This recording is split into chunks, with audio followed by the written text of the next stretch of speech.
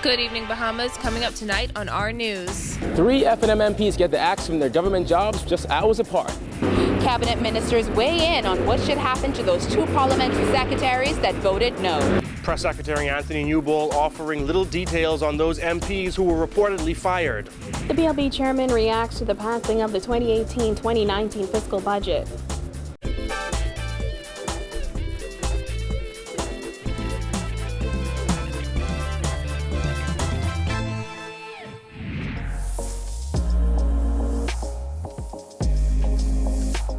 Our news is brought to you by Alive. Welcome to our news, and thanks for joining us. I'm Christina Dragovich. Topping news tonight, Prime Minister Dr. Hubert Minnis dropping the axe today on 3 of his own members of Parliament. Pine Ridge MP Frederick McAlpine, Golden Isles MP Vaughn Miller, and Baines and Grantstown MP Travis Robinson all fired from their government positions. This after they voted against government's proposed value-added tax increase. The Cabinet Office said in a statement this afternoon that parliamentary secretaries, like cabinet ministers, are bound as a condition of their continuance in office to support government decisions in public. Kyle Joaquin tells us more. You can fire me, but I've been living long enough to know that I've seen people fire people, and the people who fire the people, I've watched the people fire them. Pine Ridge MP Frederick McAlpine was unfazed after being fired from his government post as chairman of the Hotel Corporation of the Bahamas. He was all smiles in his Facebook post alongside police officers called to escort him from Cabinet Office. When he spoke with our news, the Pine Ridge MP said he voted against the increase in VAT with pride, and there's a lot going on that the public may not see. I think he might be under a lot of pressure to do what he's doing, if that's what you ask me. He may be under a lot of pressure. You have persons in the cabinet who's got to say, Chief, you got to be the chief, and you got to flex your muscles. You can't let these fellas get away with this. And then you have the other side of the coin, but which I'm hoping that he would consider. So you terminate us, that's fine. But you also recognize that people were not happy with the decision of VAT. Members of the Minnis cabinet have supported the move to give those MPs the axe, insisting it's in keeping with the Westminster system. McAlpine says while Minnis has the right to fire them, the Bahamas is not a communist country, and every member of parliament should have the freedom to vote their conscience. Well, the Prime Minister has a right. He has a right. He's the Prime Minister of the Commonwealth of the Bahamas. One thing I would say is, though, even though we are in the Westminster system, the nation itself is democratic. This is not Cuba, or communist Russia. Then there's Baines and Grantstown MP Travis Robinson. At age 22, he accepted the FNM's nomination, asserting the party stands with the young people. Our message should be that young people matter. And that is exactly what the FNM is declaring, that young people matter. After holding that post for just over a year, the FNM's youngest MP was fired as well from his post as parliamentary secretary in the Ministry of Tourism, just a day after voting no to the VAT increase. He said his constituents cannot handle another tax increase. The young MP's government cell phone was turned off shortly after he received his letter, and his vehicle turned in. But while he declined an on-camera interview, Robinson took to Facebook and quoted Robert F. Kennedy, saying, "Few men are willing to brave the disapproval of their peers, the censure of their colleagues, the wrath of society. Moral courage is a rarer commodity than bravery in battle or great intelligence." Shortly after Robinson was given his walking papers, Golden Isles MP Vaughn Miller was fired by the Prime Minister as Parliamentary Secretary in the Ministry of Social Services and Urban Development. He said he thanked the Prime Minister for the opportunity to serve in that capacity, but made it clear that he was not voting against the FNM. He was simply voting his conscience. Like Robinson, Miller's government vehicle was also taken. But today's terminations came 12 hours after parliamentarians burned the midnight oil to vote on the 2018-2019 budget and the increase in value-added tax from 7.5% to 12%. Ricky Markey? Ricky Markey? Yes. Frederick McAlpine? No. Vaughn Miller? And at the end of the night, 24 MPs voted in favor of the VAT hike, 7 voted against it, and 7 MPs were absent. FNM MPs Robinson, Miller, and McAlpine voted no along with fellow MP Reese Chipman. The Centerville MP had no post to lose, though, as he was fired as Antiquities, Monuments, and Museums chairman months ago. It was a tough vote for us, and we just knew that, we support the government's efforts but we were unable to support an increase in the cost of living in our constituency. Opposition MPs Philip Davis, Glenys Hannah Martin, and Chester Cooper also voted against the bill. They all had said their constituents could not handle any additional taxation. The 7 absent MPs were Picewell Forbes, Adrian Gibson, James Albury, Desmond Bannister, Iram Lewis, and Don Saunders. Earlier that day, the Prime Minister had warned that being absent to him equated to a no vote, and that even Yamacraw MP Ellsworth Johnson would be present, despite being sick. And he was. Now again, these 3 MPs are still members of Parliament, and that's something the government cannot take away from them. But as for their future within the Free National Movement, well, that's something we will just have to watch play out. Reporting from the House of Assembly for our news, I'm Kyle Joaquin. And Shorewin has advised the gaming board that it intends to close 11 stores this month, resulting in the termination of 50 jobs. The gaming operator said in a statement on Tuesday, Shorewin sent an official communication notifying the gaming board of the company's intention to close 11 locations nationwide at the end of June. It is anticipated that these closures will result in the termination of approximately 50 employees, as well as the termination of property leases which facilitate these locations. The statement continues, the domestic gaming industry is a competitive market with high operating costs. In some instances, these locations identified were already underperforming. With the proposed tax increases in the 2018-2019 budget, a sobering review of our operational costs and structure led us to take this preemptive action. Chairman of the Bahamas Gaming Operators Association, Gershon Major, called this latest development unfortunate. Well, I was aware that a letter was sent to the gaming board to ensure that they are aware of the potential ramifications that could be possible. Well, I do think it's unfortunate that jobs are being placed at risk as a result of this proposed tax increase by the government. But again, each operator has to do what's in their best interest. The decision follows a controversial move by the Minnis administration to introduce a sliding scale tax for the gaming industry. Gaming operators have warned that the tax, which could claim up to 50% of their revenue, would be a death warrant for the industry, putting up to 2,000 gaming employees out of work. Gaming employees were among hundreds of Bahamians who protested the proposed tax hikes outside Parliament last week. Shorewin patrons were quick to react to the news.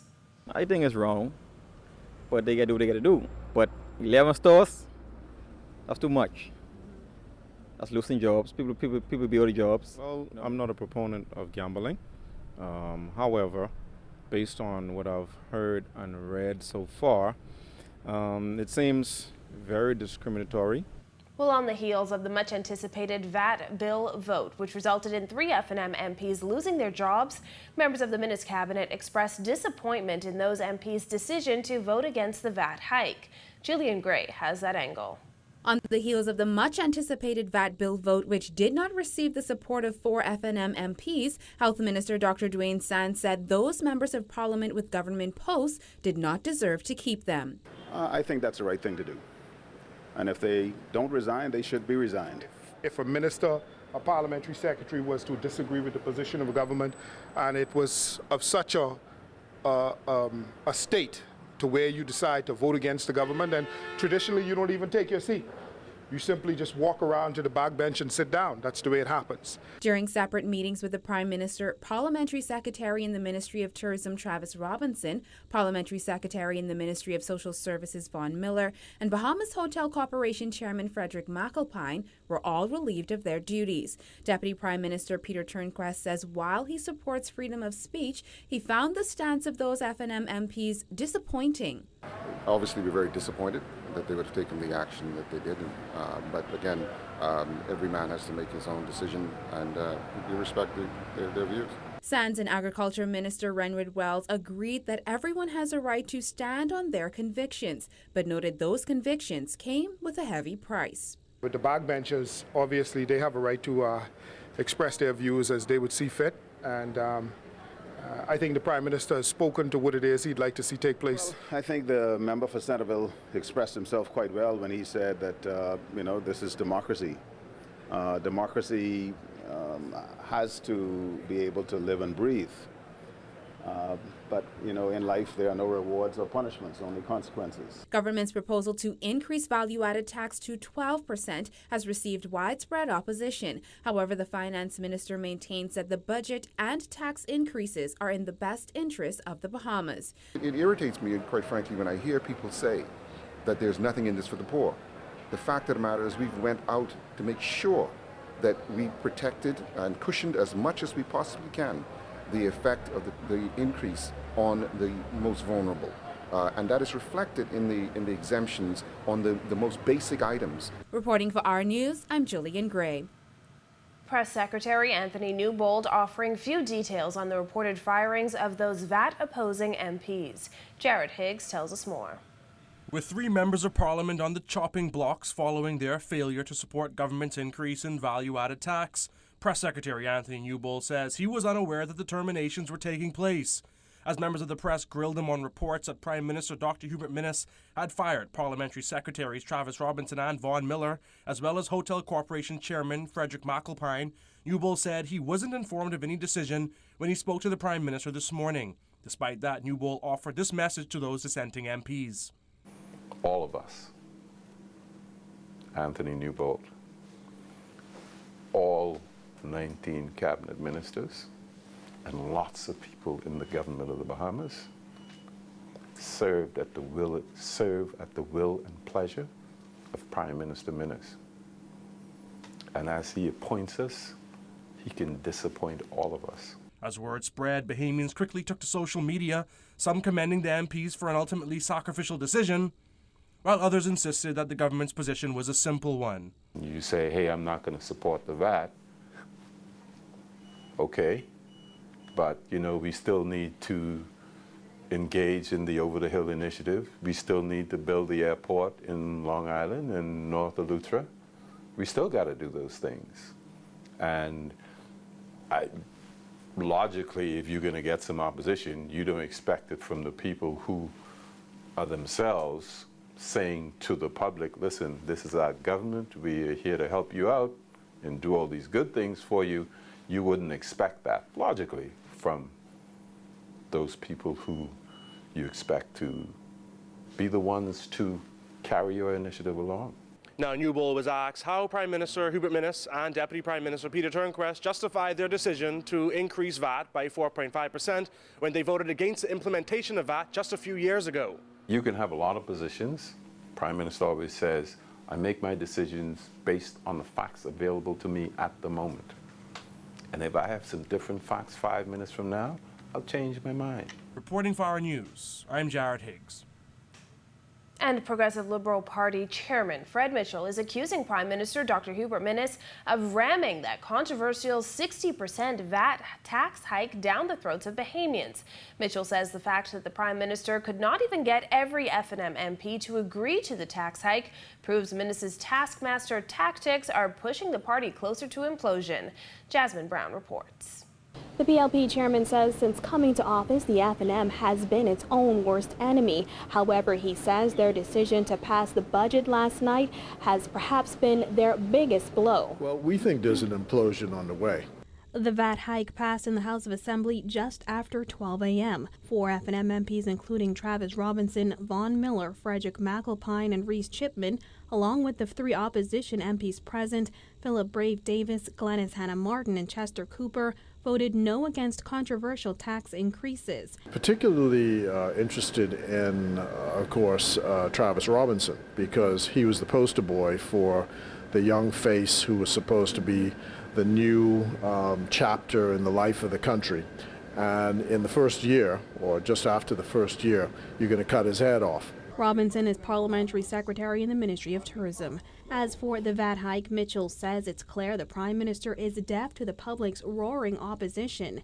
He added that the Prime Minister's decision to forge ahead is a classic case of I told you so and proof that Minnis is not a good leader, a message the PLP campaigned on leading up to the 2017 general election.